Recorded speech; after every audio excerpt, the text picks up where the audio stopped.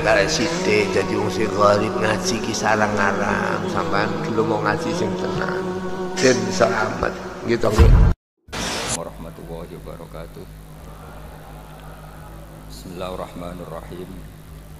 Tabarakalladzi nazzala al-furqana ala 'abdihi liyakuna lil 'alamina nadhira. Allahumma shalli wa sallim ala sayyidina Maulana Muhammadin wa ala alihi wa sahbihi ajmain. Nama ba'du. Yang sangat saya hormati semua pengurus wilayah Nahdlatul Ulama Jawa Tengah, wabil khusus Ki Haji Ubaidillah Sodaqoh, teman saya juga guru saya, putra guru saya Ki Haji Abdul Ghafur Maimun. Saya mau cerita sedikit tentang sanad. Jadi buyut saya kandung itu namanya itu Hafsah. Jadi buyut saya kandung itu namanya Hafsah. Itu lahir di Damaran. Damaran itu belakang imaman Masjid Kudus. Hanya sekitar 30 meter dari imaman Masjid Kudus. Itu punya bapak namanya Maksum, punya bapak namanya Soleh. Soleh itu bin Kiai Haji Asnawi Sepuh. Nah, yang Mbah Soleh saya itu, saya generasi ke-7 dari Mbah Soleh itu. Jadi pas ke-7. Kalau ke-8 itu sudah kata orang-orang kaya gitu. Kenapa kamu miskin? Generasi ke-8 katanya. Jadi Mbah Soleh Darat itu orang Jepara, orang Mayong. Itu dulu ngajinya diantaranya di buyut saya, di Mbah Soleh bin Raden Asnawi Sepuh. Raden Asnawi Sepuh itu cucu dari Mbah Mutamakin. Itu kesanatan saya. Jadi saya punya naskah banyak. Tadi Gus Nurul tak kasih tahu. Ini diantara contoh naskah Mbah Soleh Darat. Saya punya banyak, mulai Hikam sampai Jawahirut Tauhid, terus beberapa tulisan-tulisan beliau itu masih di lemari buyut saya di Pondok Damaran. Terus buyut-buyut saya itu juga yang diantaranya ada yang nikah di keluarga Gedungan, dan itu sebagian melahirkan Pak Said Akil. Jadi buyut-buyut Pak Said itu adiknya buyut saya. Tapi kalau saya dengan beliau itu sepuh beliau. Jadi kalau saya manggil Pak Said itu kira-kira kalau nggak paman ya mbah. Kenapa saya cerita ini? Karena di antara ikatan sanad itu dzurriyatam ba'duha min ba'd. Ada keterikatan cara berpikir berdasar sanad. Tadi seperti yang dikatakan moderator, laulal isnadu laqala man sa'a ma sa'a. Andai kan tidak ada sanad, maka orang akan berpikir agama sesuai maunya. Dan itu bahaya sekali, karena agama ini riwayat seperti tadi yang dikatakan inna hadzal ilma dinun fanzuru amman ta'khuduna dinakum. Saya punya sekian contoh cara berpikir sanad dan cara berpikir rasional. Di akhir Ihya itu ada cerita tentang Roja. Dan ini pasti di luar dugaan sampai. Karena sanad itu cara berpikir itu ya ikut saja. Yaitu ada 2 orang ahli neraka dipanggil Allah. Dipanggil Allah dalam keadaan di borgol. Ditanya sama Allah, enak di neraka? Jawabannya pemuda itu ya, wah Gusti ya, di neraka kok enak? Ya jelas gak enak. Ya sudah, kamu kembali lagi ke neraka. Dugaan kita kan pasti anak ini gak mau. Ternyata enggak, dia lari sekenceng-kencengnya menuju neraka. Semangatnya Masya Allah. Makanya ini sekaligus ijazah, kalau disuruh masuk neraka yang apa? Semangat. Oh itu Tuhan akhirnya tanya, loh kamu tak suruh ke neraka kok semangat? Gusti saya ini sudah kapok, ketika di dunia kalau jenengan nyuruh sholat saya lelet, jenengan menyuruh kebaikan saya lelet. Sebagai bentuk kapok saya, dengan menyuruh saya ke neraka saya semangat, supaya saya nurut. Barokahnya semangat menuju neraka, ya sudah di surga saja. Ya, makanya ini nanti kalau kamu disuruh masuk neraka yang apa? Semangat. Karena kita di dunia itu ada di akhir Ihya.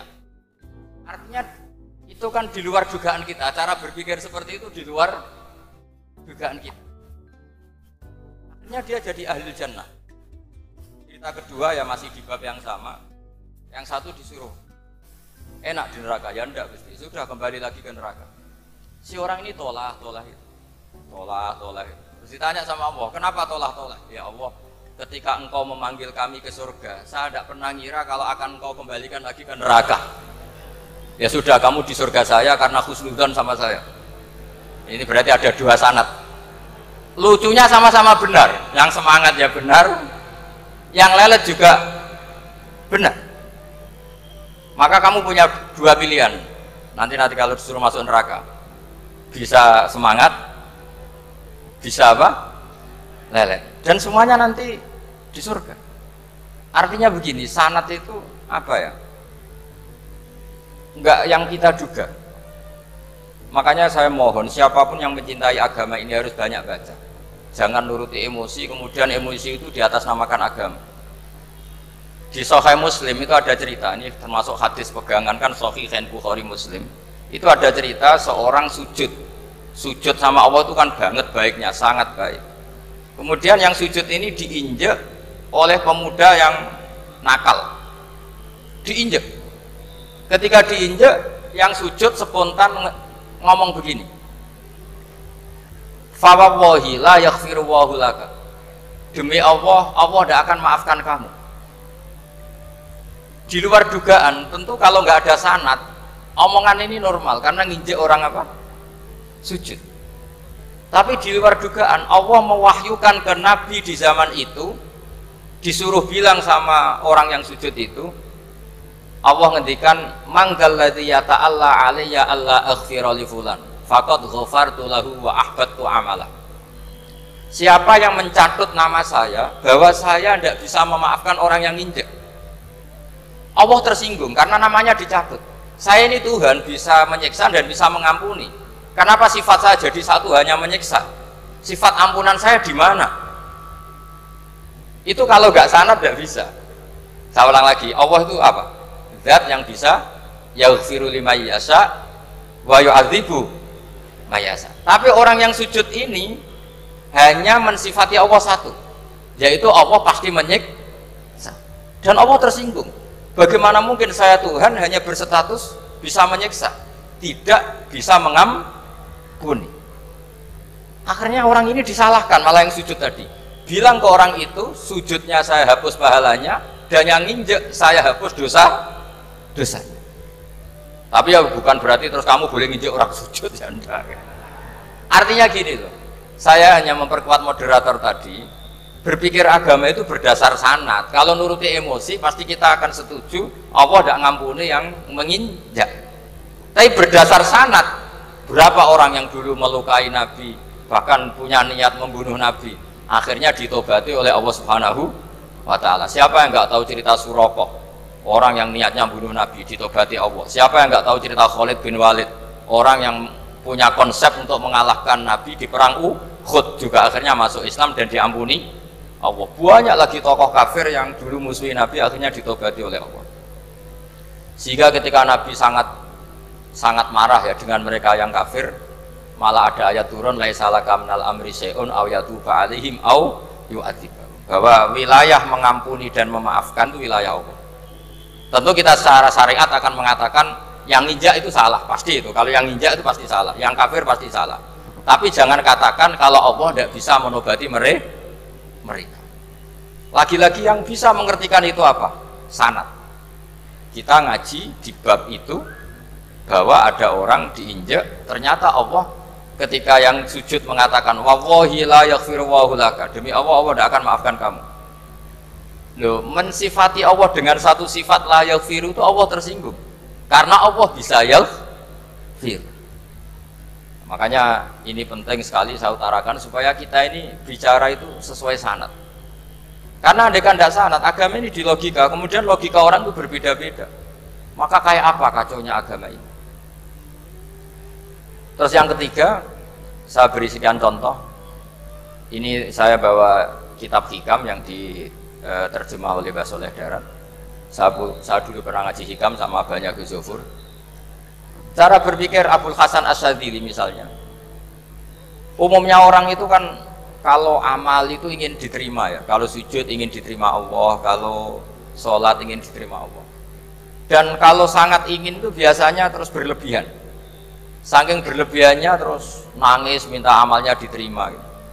Tapi efek negatifnya gini, Jangan-jangan nggak diterima. Lalu kalau nggak diterima gunanya apa? Ini buruk sekali kalau mulai tanya sujud saya jangan-jangan nggak diterima. Kalau nggak diterima gunanya apa? Itu menurut Abul Hasan Asyadzili itu pertanyaan dari setan. Bagaimana mungkin kita pernah menyesal atau menyesali sujud yang pernah kita lakukan untuk Allah Subhanahu wa ta'ala. Wong dadi kawulane Allah, wis dikai bumi, dikai oksigen, dikai rezeki, tahu sujud, bareng dikasih tahu Jibril, sujud kamu gak diterima. Wah, getun aku sujud be Allah. Masa sujud sama Allah getun. Maka kata Abul Hasan Asyadzili begini. Kafa bika jazaan an radiyaka laka ahlan. Cukup sebagai balasan dari Allah yang luar biasa, kamu ditakdir sujud. Woi, keren. Coba kalau kamu nanti ketemu Allah, ada orang yang sama sekali di bumi gak pernah sujud. Lalu kamu ketemu Allah sujud berkali-kali, kemudian dapat kabar kalau sujud kamu gak diterima. Pantas mana kira-kira? Pantas yang pernah sujud apa pantas yang gak pernah sujud?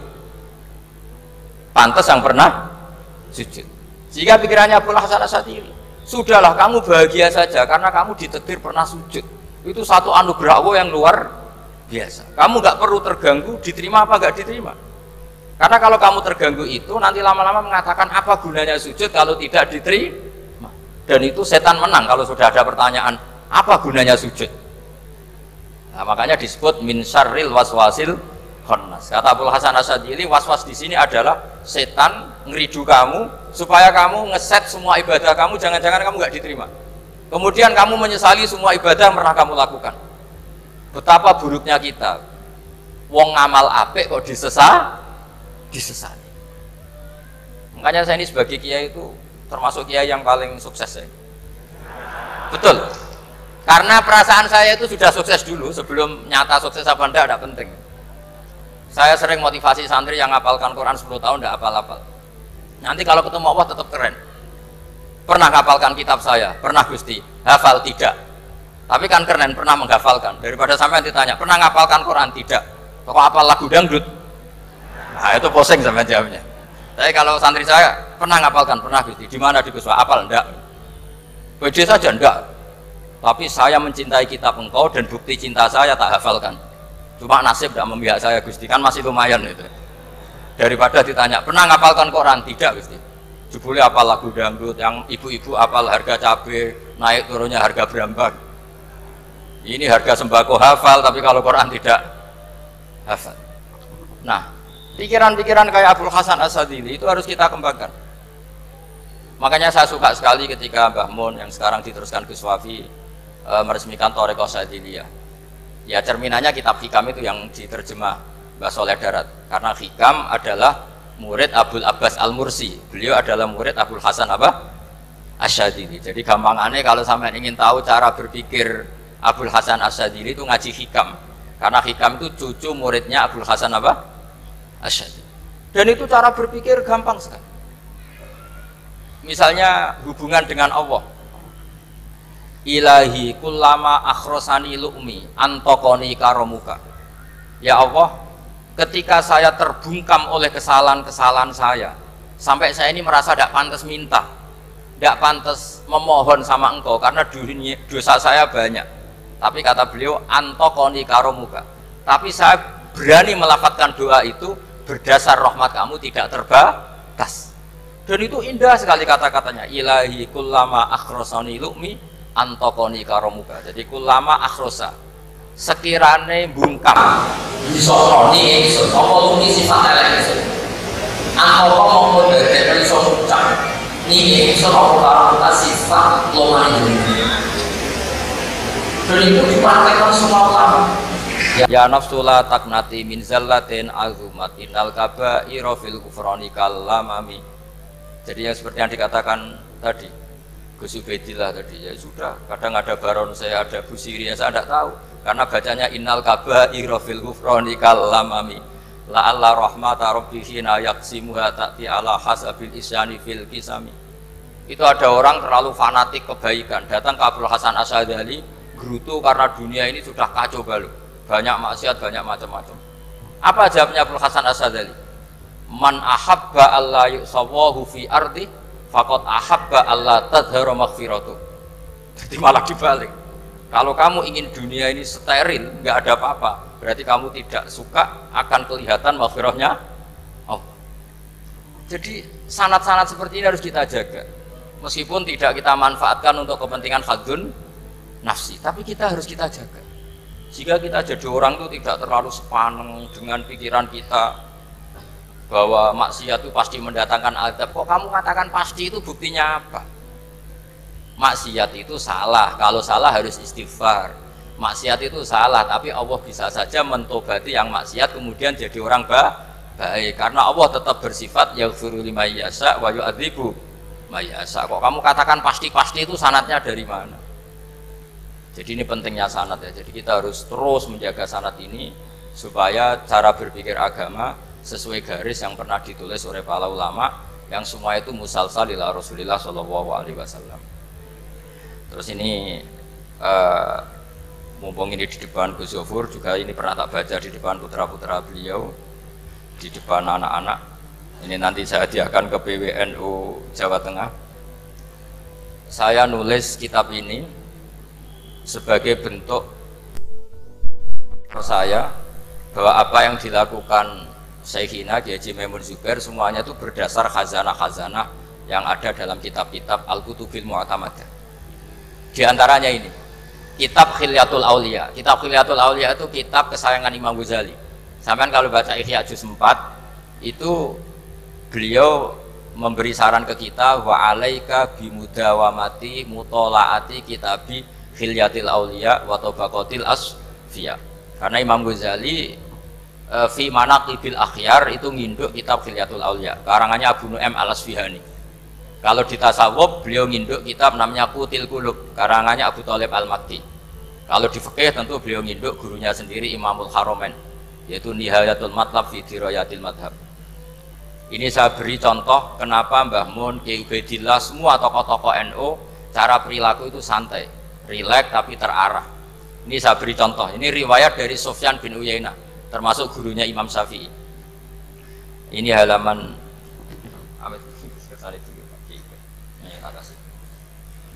yang pengurusan masa taufik, halaman 24. Ya, ini di halaman 24 saya terangkan An Sufyan bin Uyainah kana Isa wa Yahya alaihi wassalam ya'tiyanil qaryata fayas'alu Isa an syirari ahliha wa yas'alu Yahya an khiyari ahliha faqala lahu Yahya lima tanzilu ala syirarin nas qala innama ana tabibun udawil mardo.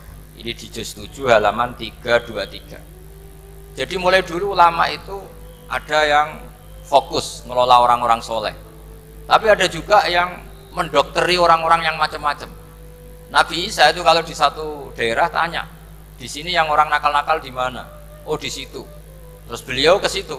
Ditanya Nabi Yahya, kenapa ke situ? Saya ini nabi. Nabi itu biman zilatit tabib. Saya ini ibarat dokter. Tentu dokter itu yang menyembuhkan orang-orang yang sakit. Sehingga kiai-kiai kita tuh ya kancanan orang soleh ya mau, bina orang fasik ya mau. Lah yang nggak boleh itu yang potensi katut fasik, itu nggak boleh. Jadi apa ya, supaya kita itu melihat sesuatu itu tidak seudon kiai kok berteman orang fasik. Saya berkali-kali bilang berteman orang fasik itu haram. Tapi kalau dibalik pertanyaannya, membina orang fasik hukumnya gimana? Baik, bisa membina kalau berteman, ya sudah dibolak-balik gitu. Tapi kalau dibalik berteman orang fasik menjadi fasik, ya jangan berteman kalau buatnya masih seperti itu. Ya terus saya teruskan ya. Sayyidina Umar itu terkenal orang yang sangat keras. Sayyidina Abu Bakar terkenal orang yang layyinal janib, orang yang sangat santun, sangat sopan. Tapi anehnya ketika Abu Bakar mau wafat, itu khilafah atau khalifah itu diwasiatkan supaya yang mimpin itu Umar. Padahal orangnya sangat keras. Tapi yang jarang diketahui publik adalah ngiranya Umar keras itu wataknya. Ternyata enggak. Di sini diterangkan Umar wataknya itu sebetulnya bisa memilih keras atau halus. Ini saya baca ya di halaman 25. Beliau ditanya oleh Abdurrahman bin Auf. Terus beliau menjawab, ya Abdurrahman, wallahi laqad lintu linnasi hatta khasyitu wa fil lain. Tsumma staddattu alaihim hatta khasyitu wa fi siddah. Fa ainal makhraj. Terus di sini saya terjemah, Saya saat lunak juga takut sebab lunak bisa dianggap pembiaran, tapi saya juga takut Allah saat keras sebab keras jangan-jangan termasuk tanfir, orang lari dari kebenaran. Ya misalnya gini, sampean punya anak putri atau punya ponakan pacaran, datang ke kamu sama cowoknya, kalau kamu lunak pasti ponakan kamu ngira wong Pak D gak apa-apa, padahal Pak D saya itu kiai, ternyata saya gak ditegur. Lunak itu punya akibat dianggap pembiaran terhadap maksiat. Ya.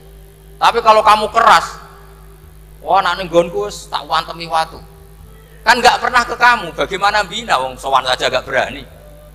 Artinya efeknya sama, terlalu lunak ya punya efek tidak bisa bina, terlalu keras juga punya efek tidak bisa bina. Maka kata Sayyidina Umar, fawallahi laqad lintu linnas hatta khasyitu wa fillan. Artinya saat bersikap lunak saya takut Allah karena lunak bisa dianggap pembiaran terhadap maksiat. Sumastadatu alaihim hatta khasyitu wa fisiddah. Ketika keras saya juga takut, karena kalau terlalu keras bisa tanfir, bisa orang lari dari kiai, dari orang soleh. Makanya dalam guyonan-guyonan ulama itu ada preman jagongan di orang-orang fasik. Ditanya, kenapa kamu jagongan sama orang fasik? Kenapa tidak jagongan sama orang soleh? Habis orang solehnya marah-marah terus, lah ini ramah. Makanya saya milih yang ramah saja. Gitu. Itu meskipun guyonan, tapi pelajaran bagi kita. Karena ya memang Quran seperti itu, walau kunta fadzan ghalidhal qalbi lan faddu min haulik fa bima rahmatin minallahi linta lahum, terusnya itu. Jadi apa ya? Nah ini kalau nggak ada sanad nggak bisa, nggak ada sanad nggak bisa. Pasti kita berpikir sesuai keinginan kita. Maka ada ancaman yang keras, man fassaral Qur'ana bi ra'yihi falyatabawwa maq'adahu minan nar. Jadi saya mohon sanad-sanad seperti ini kayak yang dikatakan Umar tadi. Wallahi laqad lintu linnas hatta khasyitu wa fillan tsumma istadadtu alaihim hatta khasyitu wa fis syiddah. Jadi kita akui bahwa dalam lunak juga ada sekian problem, dalam keras juga ada sekian problem. Terus kita bikin satu metode, satu manhaj yang kira-kira ya sa'iqal lisyaribin, atau yang lebih dikenal dengan Islam wasatiyah. Ada tawazun, ada tasamu, ada macam-macam. Ya, saya kira demikian. Assalamualaikum warahmatullahi wabarakatuh.